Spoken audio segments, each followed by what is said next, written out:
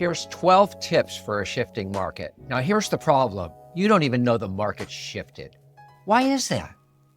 Because your belief system won't allow it. You don't want to believe things are changing, maybe not as strong as the market was. I'm here to tell you right now, the market is shifting. The most important thing is you have to stay current on your stats. You have to know if the market's moving towards you or away from you. Right now, the market's moving away.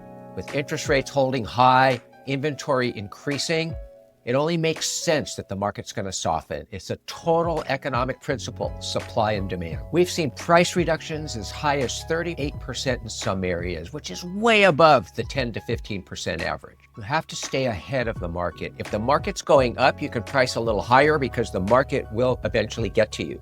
But if the market's flat or going down, you have to price below so that the market meets you here. Otherwise, you're going to be chasing the market, and that is one of the big listing no-nos.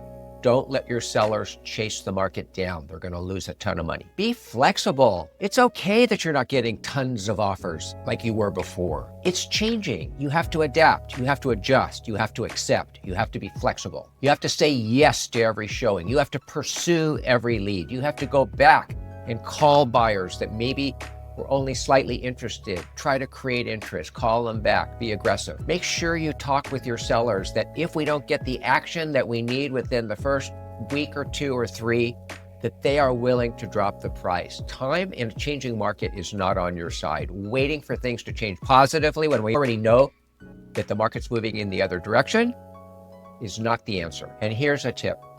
Price aggressively from the start. I always tell my clients, you're not going to undersell. We're going to put the property on the MLS. We're going to expose the property internationally. We're going to let everybody know this property is available. So if we're priced under market, trust me, even in the most changing market, you will have multiple offers. You can do that if you price correctly. Know your motivation. Is your seller a want to sell or are they a need to sell? Want to sell sellers, they're going to just wait for the perfect opportunity when all the stars align. You know, when they get the right offer for their house, when the perfect property appears for them to purchase. Need to sell, you have job change, relocation for some reason, a baby is born, there's a death in the family. These are need to sell sellers. Understand what type of a seller you're working with. I think one of the most difficult conversations you can have with a seller is just this whole concept of them letting go. Maybe letting go of a price they thought they could get. Maybe letting go of the home entirely. It's tough. Selling your house is not easy. You have memories and you have, I don't know, you have just a love for your home. You feel it's worth what it's worth and your broker is just not representing it right or the right buyer just hasn't seen it yet. I understand all those emotions because I've had them myself. But the truth is, if you're a seller, the market speaks to us, so we have to adjust and react accordingly. And be willing to negotiate. I always say a deal is never dead until the agent stops negotiating or actually give up on the deal. I have seen negotiations take anywhere from 1 day to 6 months, but if the agents stay involved and keep pursuing the seller and the buyer and keep them talking and keep the conversation going, eventually a sale will be made. You can expect a lot tougher negotiations right from the start. From the purchase price to the sales price, I can tell you right now, I'm watching this one deal. It's been negotiated for, I don't know, 2 months already. And we're so close. We're getting right to the finish line. And now we're just over the loan contingency and what the minimum loan the buyer will accept. It seems like a silly point because there's so many other contingencies a buyer could back out on. But that's what we're experiencing right now in the marketplace. Everybody's, I don't know, they've got their pencils sharpened and everybody's looking very closely at everything. Inspection time is another moment of negotiation. Buyers are going to do their inspections and they're going to want the seller probably to repair everything. This is really important. And that's why we say right up front, if you can get all these property deficiencies repaired immediately and before you go to market, you'll have less of that negotiation during the inspection period. I think when you are on the market for a while and you're a seller, drop the price and drop it to where the property is going to get action. Don't inch it down, hoping that some buyer is going to come up because all you're doing is losing time. If the market is stagnant or even slightly going down or slow, you have to price slightly below the market to create the activity and the excitement to get brokers calling their clients immediately saying, you've got to come buy this property, it's a great deal. You need that kind of excitement and motivation right now, I believe, to make things sell. Now, if it's a perfect property and it's something so unique that, they're not going to find it anywhere else, that could be the exception, and buyers will buy that property. But typically, the uniqueness is in the seller's mind. And I know everybody's property is special to them, and all these properties are really special. But to the buyer, they're comparing this house, to that area, to this area. And for them, it's a complete financial decision. When you're pricing your property, there's really 3 strategies. I'm sure you've heard it all, but it's worth repeating. There's aspirational pricing. Aspirational pricing is when the market's going up or the property's so unique that if they want it, they have to buy it. If the market's going up and you price a little high, waiting won't hurt you because eventually the market will move to your price. If the market is moving down, however, and your price too high, the market is moving away from your property, and therefore you're subject to even bigger losses if you don't get out ahead of that decreasing market. So aspirational pricing only works in an increasing market. The next type of pricing is market value pricing. And market value is probably the safest, most conservative way to price a property, where you try to the best of your ability, price at market. And you'll get pretty good results with that in any market condition. But we have seen so much success with what we call event pricing, where you price maybe 5 to 7% below market value. You can't believe the amount of activity that it creates and the number of buyers you'll have clamoring for your property. When you have multiple offers, you create that famous emotion of FOMO, where buyers fear of missing out. And when we can create that vibe around your property, that's usually when we get the highest price. This is a really important thing. If your client is going through financial hardship, or maybe a divorce, or maybe there's some factor that's forcing them to sell, I do not recommend that information being dispersed into the marketplace. No way. You keep that between you and your seller. As far as everyone knows, your seller is solvent and in no need to sell. Otherwise, you're asking for the vultures to appear. Stay neutral.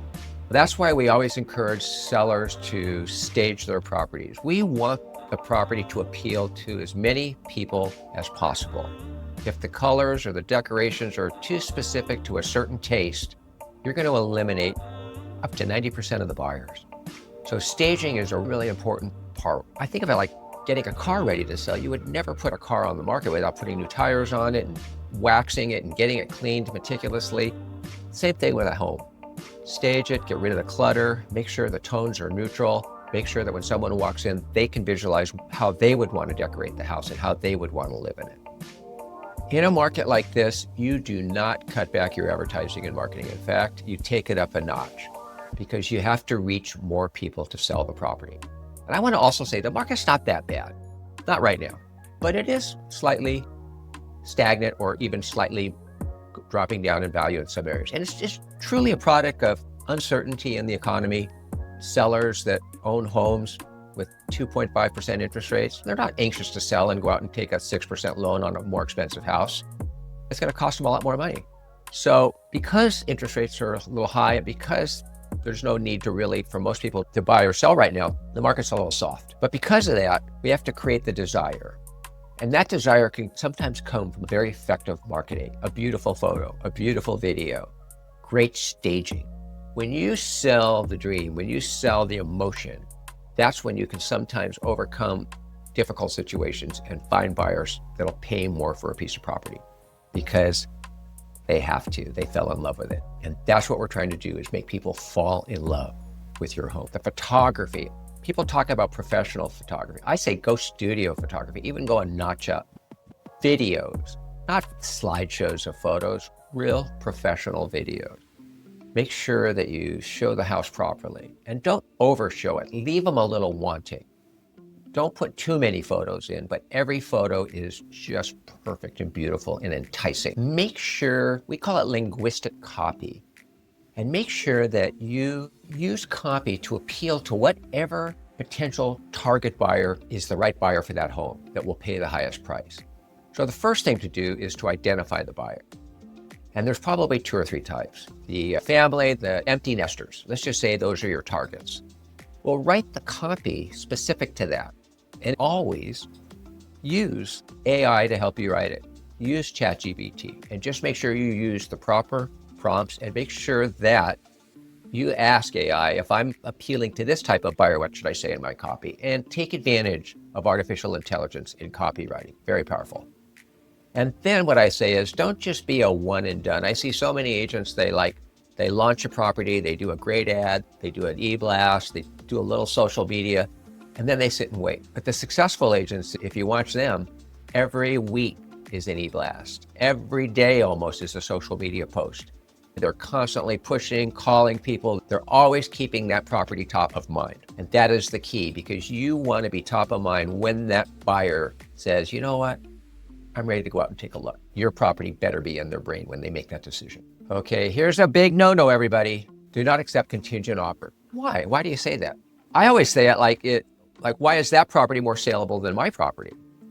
If both properties are on the market and the seller of this property wants to buy my property, subject to his selling, I'm in the same boat. In fact, I have no control over that buyer selling their property, where at least there's some control over my seller and I working together to get this property sold. So the idea that taking a contingent offer is better than not, I think is a mistake. Plus now I'm eliminating all the other potential buyers. So I would not take a contingent offer unless that property is already in escrow, contingencies are removed, and it's very solid. Then of course, do it. And finally, one of the real secrets is offering great buyer incentives. And there's so many ways to do that. You can fix the place up for them. You can offer seller financing. You can offer a higher fee to their broker. You can actually do rate buy downs. There's so many things you can do. I was talking to an agent just the other day. She had a condo for sale in San Diego, and there's evidently a glut of them on the market right now, and the activity is zero. And so I was asking her about her client, and the first question I always ask is, how much money do they owe on their unit? And this particular seller owned it free and clear. And I said, if you thought about having the seller carry the first trust deed for the buyer and offering a below market interest rate, make the loan for 3 to 5 years, then the buyer can bet on rates coming down over the next 3 to 5 years and refinance during that time. Do a 30% amortization rate with it all due and payable in 5 years. Put the interest rate at 3.5%, 4%. And here's the thing, you're going to get your price, you're going to get money, interest on your outstanding balance, and worst case scenario, if they do default, you're going to get the unit back, plus their down payment, plus everything else. So to me, we have to get creative, we got to get out of the box, and we have to think about how to incentivize the buyer to purchase the property. What we know for a fact is buyers want to buy turnkey properties. They don't want to buy projects. They don't want to buy fixer-uppers. The smart buyers do, because that's where the money's made. But the typical buyer's way too busy at work, way too busy with their family. Life is busy. They want to move in, they want it turnkey, they want it done. So fixing the leaky faucets, making sure the roof's tight, making sure that everything is working is one of the keys to getting a property sold. Have it painted, make sure that when you walk up to the front of the house, there's flowers, it's beautiful, it's appealing, it's got curb appeal. All of these things are going to help you sell your home. It has to be turnkey if you want to get top dollar. And to be honest, it really even needs to be current with today's design trends. We have so many clients that say, oh, I got a brand new refrigerator. And then you find out they bought it 10 years ago. That feels new to them. But brand new is brand new, not 10 years old. And so even if a house is beautifully maintained, and we have a lot of this, in fact, because so many of the baby boomers are aging, their homes can be beautiful, but they can be 80s, 90s, 2000s, just out of date. And if possible, make the property current with the current design styles that what everybody wants. That will help you sell your house much quicker. And one of the biggest no-nos for people that are shopping rate when it comes to brokers, I understand everybody hates paying commissions. That's fair enough. But let's talk about it. When you hire a broker, the difference between brokers is extreme. You want somebody that's knowledgeable, experienced, that has a great track record, that has integrity, that's honest, that knows contracts, knows trends, knows the values, knows the marketplace, that's going to be able to get you top dollar for your property. Or even as a buyer, working with a top agent is so important to cut through all the noise. You're going to be looking at properties on Zillow and Redfin, but to be able to really know what's a good buy and where you want to buy, the nuances, the zoning, the building codes, the traffic patterns, where the sun sets and rises, all of these things are so important in purchasing a property. Is it on a busy street? Is it a corner? Do you want to be in the middle? what is actually selling in that neighborhood. Is it southern penthouses, northern penthouses? Is it the ground floor units or the top? Everything is a consideration. And unless you're a pro at real estate, you're just not going to know. So having a great broker is well worth the fee. Markets change. And here's the thing. Here's what I always tell everybody.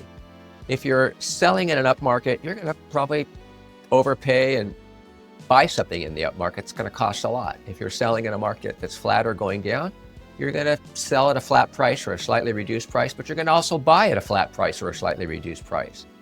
As long as you're exchanging currency for currency, it's going to be okay. Here's where the problem occurs. You sell at the top, or you sell at a good price, and then you're waiting to find that right house, and the market is getting away from you. Or you're trying to sell your house at a price, and you're not getting it. You just wait, and the market's going away from you. And then by the time you finally get to selling, you got to sell way down here at this lower price where you could have caught it further up in the cycle. These are the issues. So it's really about, in my mind, I call it trading dollars. If I sell a dollar that's worth 90 cents on the dollar and I buy a dollar that's worth 90 cents on the dollar, I'm fine. I would love to sell at 90 and buy it 100%, of course. When I get that lucky break, it's great. But as long as you're trading, about the same value, you're fine. The key is not so much about when you sell, because there's different types to sell. There's economic gain type sales, timing the market, being an investor, doing all that. And then there's life cycle. I got to sell it because we're moving. All of these things come into fact. And so working with a really good agent, they can help guide you through this so that you will make or save the most money possible. And again, don't forget, price correctly. So many people, they get a price in their mind and they hold it out there. I've been there, and they start critiquing the marketing you're doing. They're critiquing the way you're talking to clients. The buyer that said no to you 100 times, they want you to ask 101st time to see if they'll buy. And I understand that because they believe in their property. But here's the thing. The market doesn't lie. And if your property is priced right, I guarantee you're going to get so much action on it, and you're going to be fielding offers, writing counter offers, and you're going to be in control. If you price too high, the market knows it doesn't even have to respond. And here's something else I always hear. Why won't they just write an offer then? And you want to know the answer to that? Because they don't have to. They know nothing's going to happen. They know it's not going to sell. And they're just waiting for you to make the first move. The market's very informed now. There's a lot of information out there. Buyers and sellers know the values. Because sometimes buyers think they're going to get a better deal than they're going to get. And sometimes sellers think they're going to get a better deal than they're going to get. Again, this is where a professional real estate agent, one that you can trust, one that has experience and knowledge, can really help.